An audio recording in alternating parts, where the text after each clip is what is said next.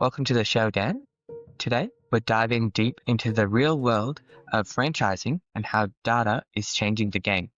We'll start by exploring IFX's unique mission, then move into the biggest challenges facing franchises today. And finally, we'll discuss the future of AI in the space. Dan, for those who don't know, you're the CEO of IFX, managing hundreds of brands. Let's start with your story. How did you start doing what you do now? And what would you like to share most with our listeners about your journey? Number one, thanks for having me. It's been a privilege to talk to you in the preparation for this, and I've learned actually a bunch of stuff from you. And I will be moving to Australia as fast as possible, depending on the political situation here in the States, if not faster. I got into franchising when I was living in San Diego, California, in the 1980s, and across a franchise in fast food called Creative Croissants. And they made soup sandwiches and salads, and ended up buying two franchises and learned how to make croissants and baked items and salads. And then I understood there was an opportunity to buy all of Los Angeles County as an area developer where we could set up more and more franchises with a small group of franchisee partners. We set up 18 more units and we're making a whole lot of croissants. But I also saw a lot of communications problems between the franchisee and the franchisor where there were mixed messages on pricing, and the vendors weren't always sure who the franchisees were. And we were wondering when we were going to get training or who was doing the advertising. The communication in the 80s and 90s wasn't the best. And all we had we had these things called fax machines. I don't know if you remember a fax machine, but Yeah.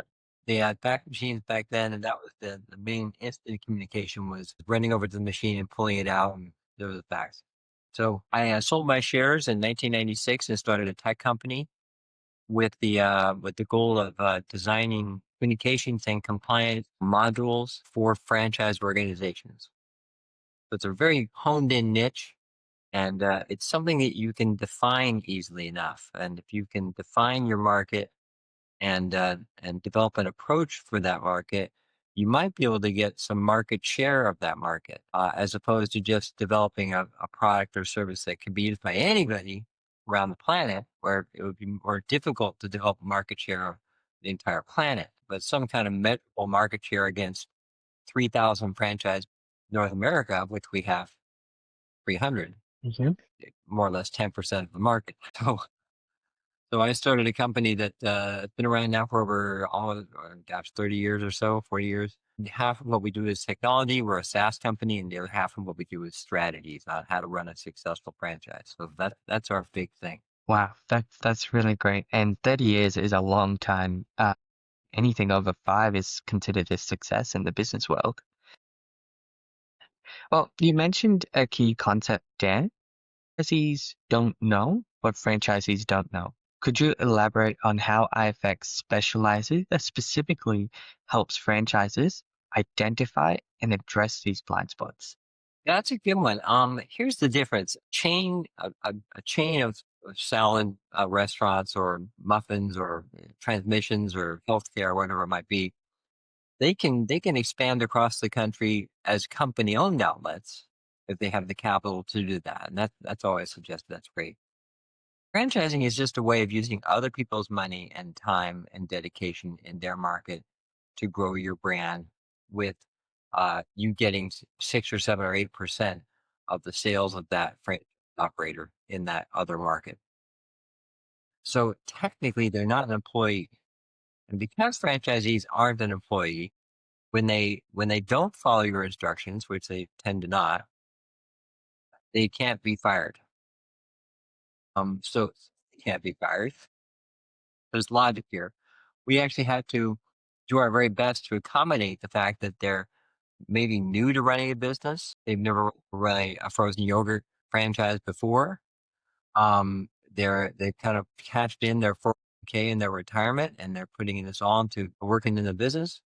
And they're hedging their bet by going with a franchise company because the franchise company is in a position to teach them everything on how to run a Yeah. successful pizza business or frozen yogurt or whatever it might be. So buying a franchise is not a bad idea when you're new to business and you want to get in on a system that's well branded, well developed, excellent buying power, excellent exposure, refined system products, franchisees that support each other, as opposed to trying to get my own business idea out of thin air and operate with no help. I would probably make more money if I did that. But the fact that franchisees don't know what franchisees don't know is not a dig on franchisees. It's actually great. It's they're paying for a system to follow. The irony is that many times franchisees don't actually follow all of it. They sometimes think that they should follow their own heart or their own head, even in the face of logic.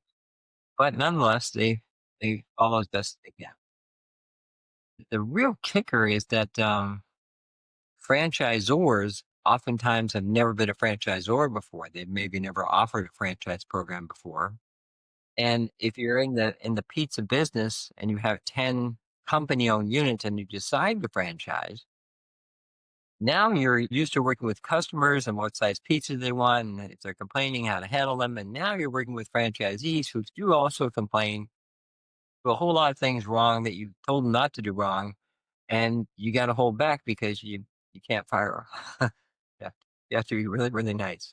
And if a franchisee calls you at 10 o'clock at night, you take the call. So as many questions as we're opening up in a can of worms for franchisees, it oftentimes is also the case with the franchisor that they don't know what they don't know. So they come to us. And we know something of what we know. We don't know everything we know. But I think whatever I just said, I think you know what I mean. So that's the I don't know part of franchising that politically is built into our software. We really we don't force feed manuals. We don't force feed code. We don't require extensive equipment. We don't hit franchisees with everything for every event and how to make money over the next 10 years in one paragraph right now to impress you. We're already going like this, so I can't afford to do that.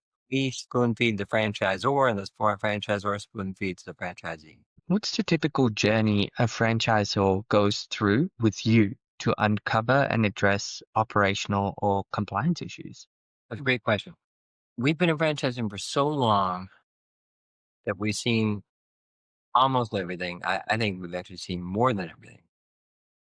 And so there are patterns that a franchisor goes through. And one thing that comes from franchising is that a company will decide to franchise and invest 100, $200,000 in becoming and doing the legal work necessary and the preparation necessary to become a franchise. And their number one advisor is their attorney or their accountant, neither of whom can spell the word franchise. So they're kind of living out there with not a whole lot to do. And so we we kind of come in and have a franchise company that will come in and say, here's where we're finding a breakdown in communication. We've been sued by 5 franchisees who said they didn't get support. We don't know how to award franchises to the right people. The questions that we get, we've been asked 100 times. And it doesn't matter if you're pizza or if you're transmissions or senior care, it doesn't matter. So we help them best understand the one, whether or not they should be franchising. Because a lot of times the concept that they haven't documented the concept. It's all in the president's head. And when you have to convey that to franchisees and teach them, it's difficult. And if if you're an owner, franchisor that has a short temper and you're not used to telling people 5 times the same information because they say they just don't understand it. If you don't get that level of patience, so you're really going from retail as a franchise, as a company owned operator to as a franchisor, you're going to hand holding Yeah. or like babysitting. It's very political. So we tell franchisors that there's 3 things that we have to do in every module and every feature of our SaaS platform. And that is the one for franchising has to address practical issues. Practical issues. Mhm. Will the franchisee use the software? Will it make sense for them to use the software? Is it easy to use the software? Is it practical? Is it expensive? Is it affordable? The next one is political, practical, not political. Political means is we help the franchisor position the software to the franchisee so that it really appears to be for them. It's not for us, the franchisor, who's watching you every 24/7. It's for you, the franchisee, and they can see that. Whereas most times the franchisor always has a catch. The franchisee is a little bit wary of that. But if it's politically correct, then I'll go with that. And then the last one is legal. We want to make sure that any applications we have a receipt. Does the franchisee use it, and what part do they use, and how often do they use it? Because I need a Hmm. tracking capability for evidence in case there's a lawsuit, or just to make sure the franchisee's getting the information I'm transmitting through our platform, our SaaS platform. So you and I can talk SaaS all day long. It's like this over the head of any franchisee. And if the franchisee doesn't use it, no matter how hip the technology of the franchisor is, if the franchisee's technology is down here on AOL in 1994, they're not going to use the system. And therefore, franchisors got a whole bunch of franchisees that are all over the place. None of them have the same information to operate on. Political, practical, and legal are, as far as takeaways today, are the tests that in franchising you have to have integrated into your approach for installing and managing a SaaS application. I see. Um, so I know that you also deal with a massive scale of data. When you onboard a new franchisor, what is the most common immediate operational fire that you need to put out? Is it inconsistent royalty reporting or like a complete lack of visibility in compliance of the franchisee? Wow, that's a great question. It's everything. Blah, blah, blah. One of the first things is that they a lot of franchises take off and they grow very fast. They grow faster than the Okay. people on the teams can accommodate the growth. So they don't have a royalty, they don't have an automated royalty structure. And when you talk about what's most important to a franchisee, is it helping my franchisees? Yep. Is it helping my franchisees do better? Yep. Is it selling more franchises? Yep. Is it getting paid royalties faster? Yes. That's Can we just stop at everything else and we'll just start right there. So their Yeah. businesses, they grow so fast. They go from a hand invoiced through QuickBooks multiplication table for what is the percentage they owe this week or this month. They send them an invoice annually. You're doing that 100 franchises twice a week, and you're not able to manage it, and that's a lot of money to not be efficiently processing. So the franchisees paying it, but it's overwhelming the franchisor. They've got 2 or 3 people dedicated to it. Well, we've got a module we can have in place in 2 weeks. It does everything. It's all automated.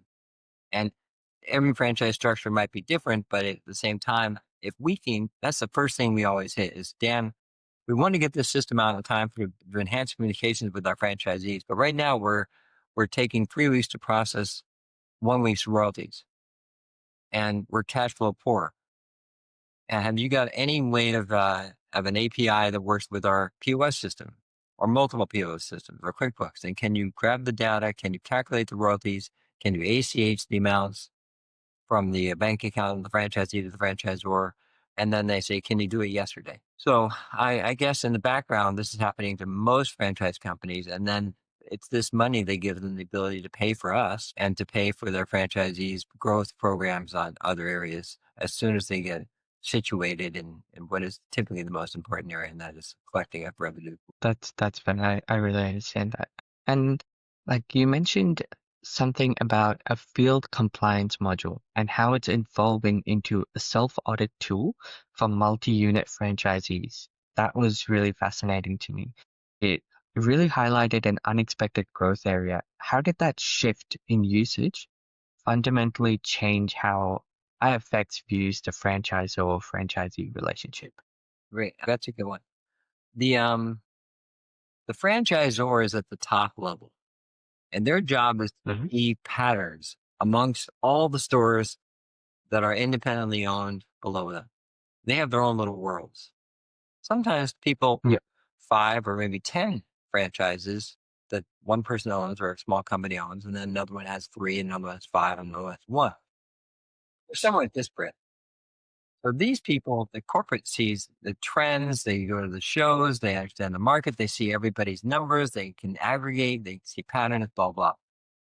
So when you pass this down to the franchisee gets something out of it, this knowledge. So one of the things the franchisor has to do is they want to come out and they want to make sure that the franchisee is operating smoothly, that they're getting the right pricing boards up, that they're following the right welcoming to the customer procedures, that their uniforms are correct, and they're not trying to bust them, but the franchisees just open and they're not completely sure if they do have this right. So the franchisor's motivation is, well, to make sure you're successful and you paying the 6% royalty and and buy more franchises from us. We're going to help you get exactly set up. We're not going to rip you up every time you forget something. We're going to help you. We're on the same team. We're going to help you. So that's really cool. So one of our apps allows rep of the franchisor to go out and do these inspections and come up with AI generated tips. I mean, our whole system is ingested in AI so that the manuals are in the database. And a person comes up with, oh, what's the best way to display the signage special for the month of January? What's our special of the month? And what's the best way to display it? And how's the best way to prepare for it? And so on and so forth. That inspection from corporate at the location of the franchisee triggers some neat solutions and finds areas of improvement.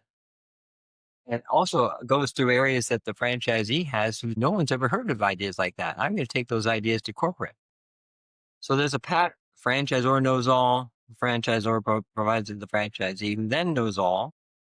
And the franchisee who has 10 franchises, 10 units, immediately thinks he's a mini franchisor.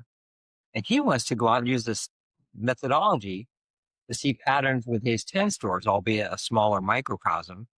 And so we flipped the switch on the audit module and on everything. And the franchisee has his own little world of 10. For all intents and purposes, he's his own entity. He has his own, it's like his own platform. I mean, he's technically for the franchisor on our platform, but nonetheless, he's in his own world. So he can now do audits of his own locations. He can report royalties and run reports on his own, on the aggregate of his locations, compared to another franchisee who's done the same exact thing with his 10 stores.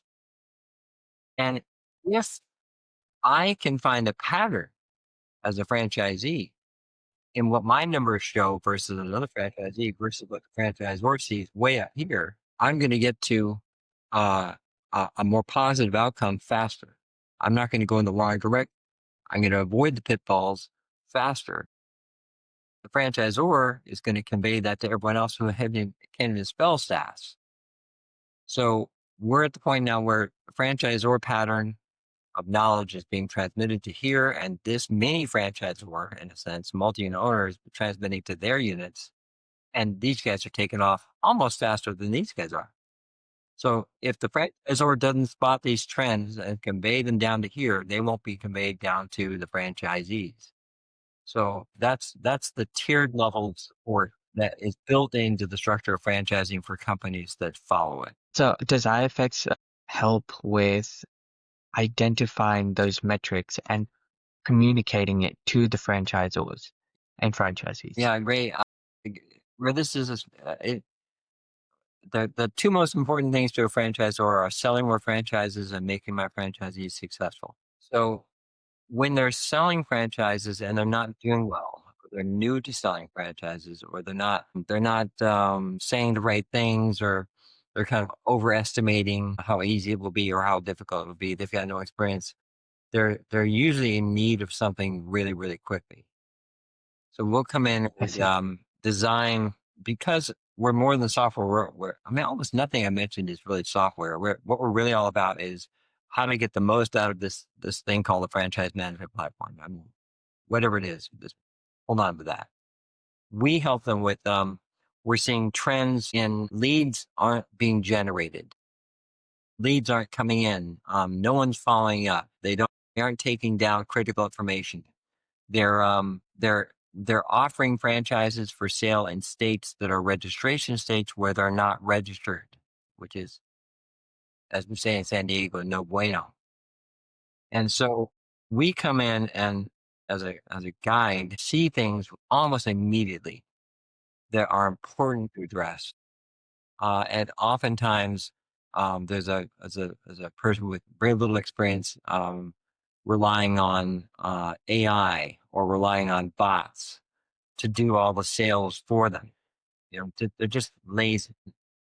There's this thing called the telephone. I don't know if you've seen a phone or not, but this thing called a telephone that looks a lot like one of these things here, these mirrors. People, when it comes to buying a franchise, a person will cash in their retirement money, the wife, and they will quit their jobs and they will start a business with the hopes of second and maybe third or fourth unit, like a Subway or a Domino's. And Hmm. they put everything into it, and we want to make sure that they're qualified. We want to make sure that they're the right people. And so, how do you help the franchisor determine who's qualified, who's not qualified? How do you help them convey that? And how do you make it so that the people who bought the franchise have a better chance making it than not? And it usually shows up in selling franchises as an area where every franchisor we ever meet with needs the most help. Software does great, but the expectations, the laziness, sometimes they just want automation to do everything for them. Hey, by the way, would you please call people on LinkedIn? Tell them about our franchise. AI can do some automated signing thing for the franchise agreement. I tell them to go get the money from the bank account, and I'm just going to sit here on the beach. It just doesn't work. The advantage of AI is automating certain systems, but right now, the personal approach of a real person, you kind of want to go over the top and do video sessions like this, reference personal things that an individual would understand or identify with. Take that personal approach. It's such a relationship. You're really selling yourself. And so AI can handle processes, but sooner or later I need to get on a phone call like this. And when you're selling a $300,000 investment to someone in a business they've never been involved in before, they're pretty nervous. So they're buying you. I have more people try to set me up with their daughters. So franchise development is the human part of where AI is coming to help with certain processes, but it's not quite going to be taken over by AI just yet. And people tried bots years ago where they hoped the bots would take care of everything and magically sell franchises, and bots just piss people off. Yeah, that is true. You mentioned the challenge of disparate systems connecting with legacy POS and QuickBooks. For a non-technical listener, what's the biggest technical hurdle that you faced in ensuring you get clean apples to apples revenue data across all your units? Is it non-cloud based systems or the sheer volume of data inconsistency? Yeah, I tell you, when it's independent contractors, they have the right to run through their books anybody they want. They have to have cost of goods, they have to have labor, they have to have a certain amount of rent, they pay a royalty. Those are every franchisee has those for whatever franchise company is in charge. But the franchisee has their mother-in-law payroll. To get apples to apples would would be impossible. But that doesn't mean you can't get small apples to small apples, where you can get every franchisee has certain expenses, has certain departments for sales and certain percentages. And the franchisor can see averages and they pretty much know what a location can produce. So if a franchisee can, if we can factor down to 7 line items or 7 departments of the POS system that are standardized in an aggregate, we could pull from everybody. All we're pulling is a variable. A variable would be the square footage of the restaurant. A variable would be how many vehicles they have to do carpet cleaning that account for that monthly sales figure, because it's 6 vehicles versus a person with 1 vehicle. We equalize that, and now a person can see smaller apples to smaller apples. Most franchisors don't do this because their thinking is, if I can't get all the numbers to be apples to apples, then I don't want to get any numbers. And you're an idiot, because you got to have something. You got to have something to give back. And if you take the perspective about I'm getting it all, I'm getting nothing, you're going to get nothing. The franchisee's going to get nothing. No one's going to know if they're doing good or bad, and you're going to lose them. So really, the trick is my preference is to go POS systems because POS systems are fast, are generally uniform in terms of the products. Pricing is subject to the franchisee. It's instantaneous. Boom, boom, boom, boom, boom. We're daily, nightly getting numbers. Even though the royalty's not for a week or a month, we're getting all the aggregates and we're spitting back reports, dashboards to the franchisee to sort of how they're doing compared to every other franchisee or where they were last year. Or we take the expenses and we'll inject those in the situation and we'll do averages in terms of costs. That is huge because if the franchisee tries something or doesn't follow the system, their sales start to level off and go down, and they don't see it. They don't see the patterns yet. But if we can pull from POS systems nightly, we have what's called a red flag alert. It's 12 or 15% of whatever percentage the client wants.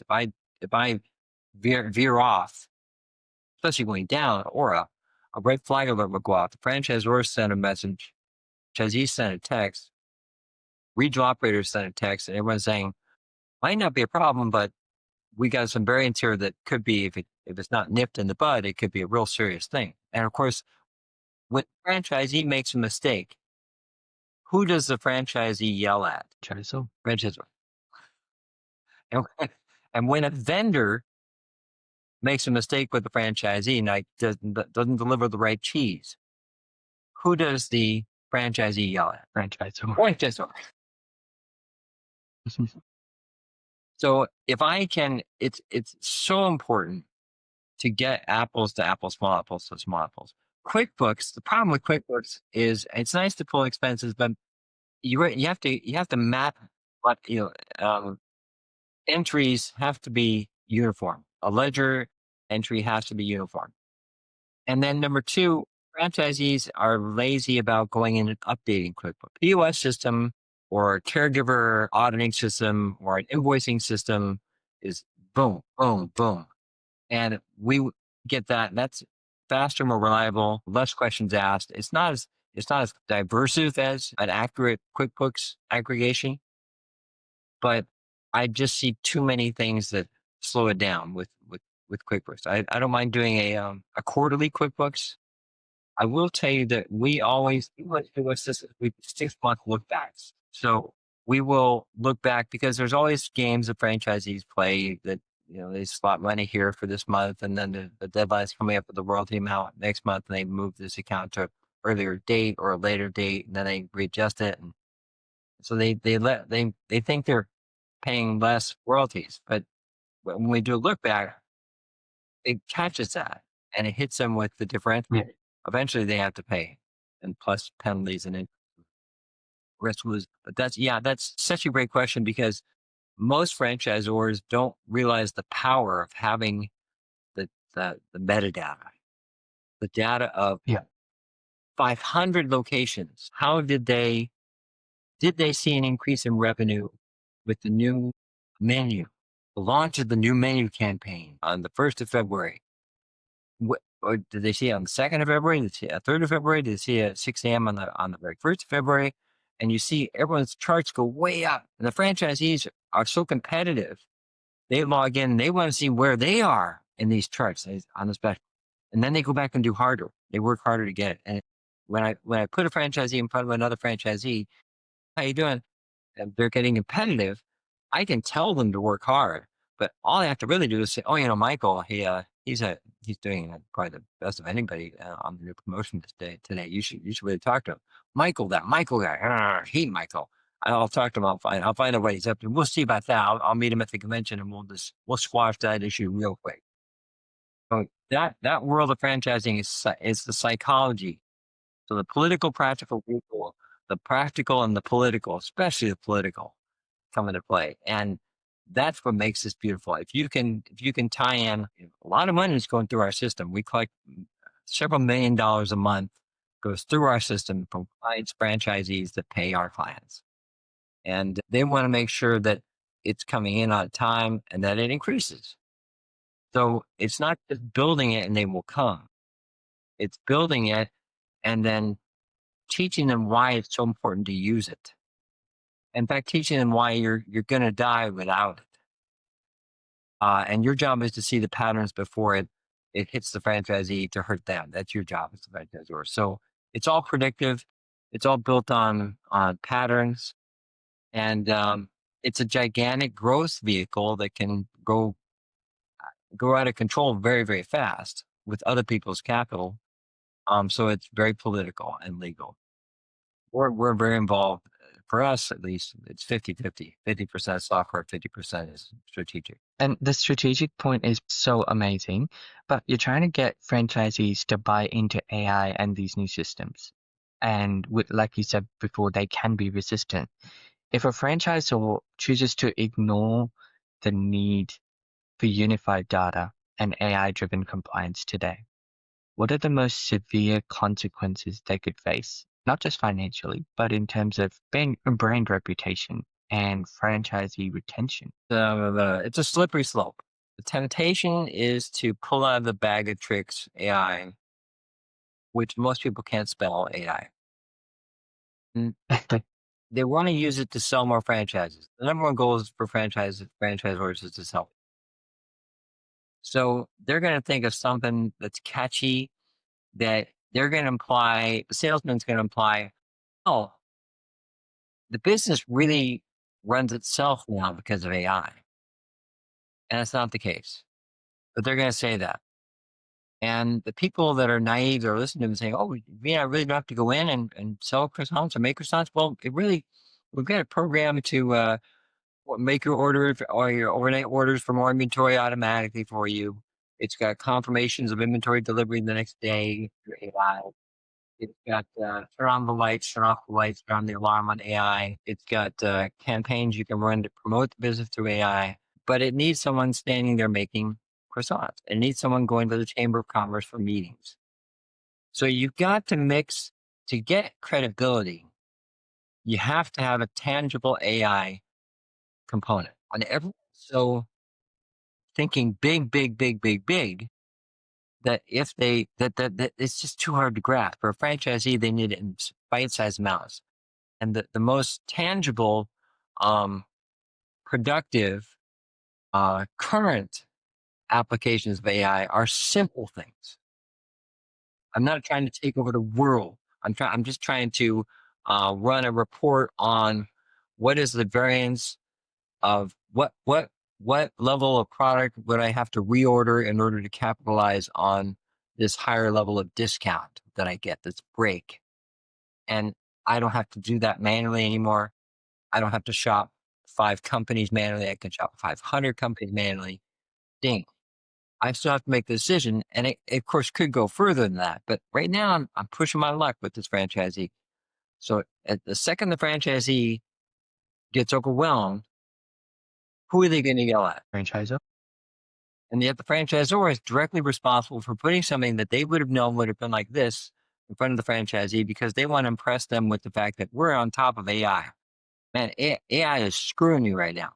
If I'm so into AI and so thinking about it every day and lost in it, I'm not working with my customers. I'm not working on product. I'm thinking, oh, it can do this for me and this for me. And this, wake me up in the morning and shave me and put me in the car. And they're crazy. But I do need, I need an aggregated price for today from this cheese provider. If we get more than 10 franchisees to order today, we all get a 30% break on the next order. I would not have known that. I would like to know that. The franchisor knows that. They couldn't get the message out to the franchisee. Franchisee gets the message when they do, and it's in their email. They don't open their email. They don't get to take advantage of the special. The franchisor goes, man, we just come run your store for you. The franchisee says, well, you didn't send it by elephant. And because you didn't send it by elephant, I didn't catch it. And who did they yell at?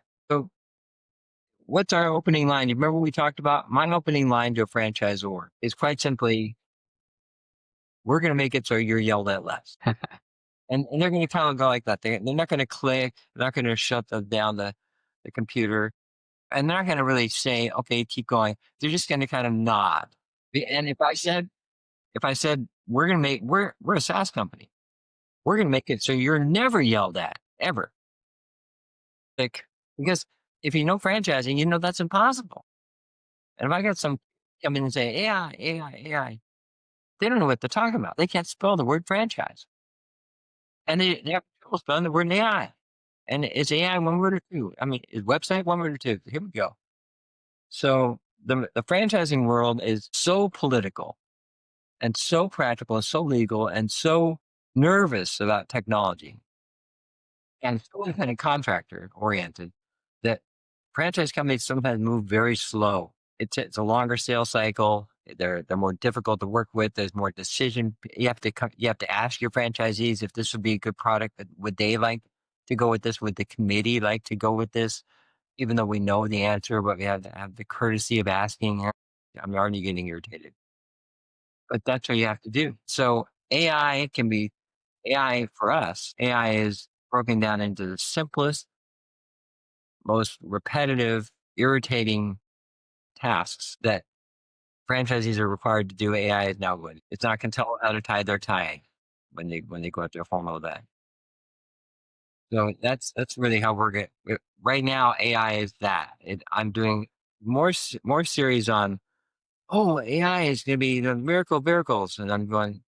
It's going to be the Terminator in the Matrix is what it's going to be. But the point is, right now, it's going to be something that can be utilized on a bite-sized, usable basis, and then you'll go from there. Yeah.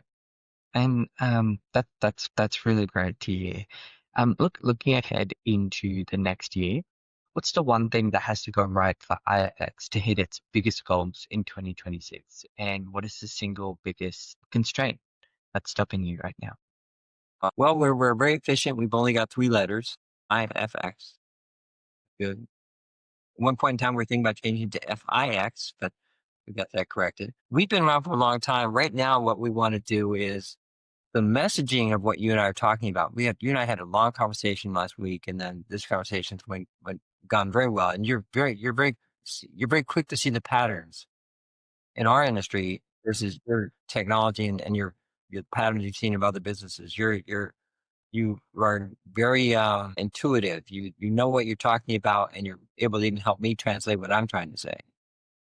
But our quest is to take the strategic side and go the AI route with it because it's a hot topic and bring people back to reality, but then design a program that is the real world of franchising with AI.